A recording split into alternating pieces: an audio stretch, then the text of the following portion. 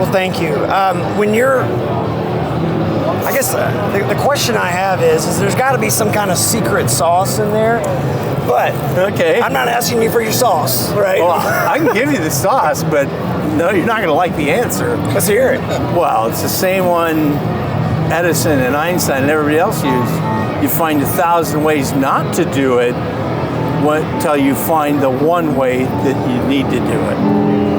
You know, because everything fails many, many times. Yeah. And like a lot of this is built on years of experience for building that channel and this component and the transformer setup and there's some of those things that are pre-baked into the cake already because of the experience, but a lot of them aren't. Like the problem with the design was always the two channels were out of phase, so you try and Y them and you just get that snarkly out of sound or out of phase sound. So I had to solve that problem, but that gets really complicated because now you're having to add a gain stage to alter the phase issue so that they can work together.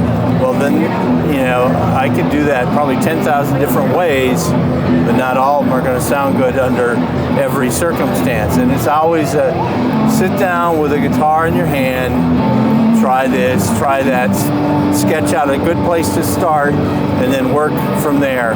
Okay, that didn't work. And then in the end, you got a notebook full of notes of what didn't work. Then you sit there and review it and go, oh, I haven't tried this. And eventually, you'll hit the combination that works. So when you're testing an amp and you're getting it dialed in, what records do you hear in your head that you're kind of trying to line up with, especially on the clean sound, because there's like a harmonic balloon content and it's an EO84 amp.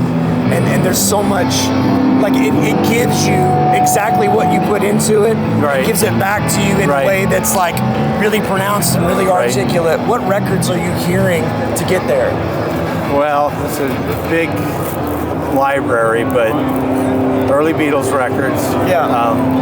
And of course, George Martin cannot be excluded from that. Pete Townsend, you know, especially the We Won't Get Fooled Again windmill sound. Yeah.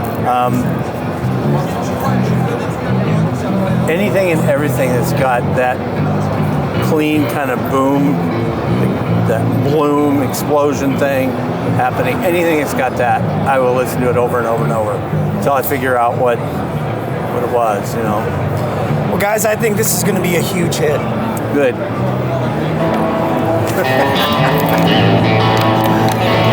We're here at the NAMM show, and this is an incredible amp. No home is complete without one. I hope my wife is listening.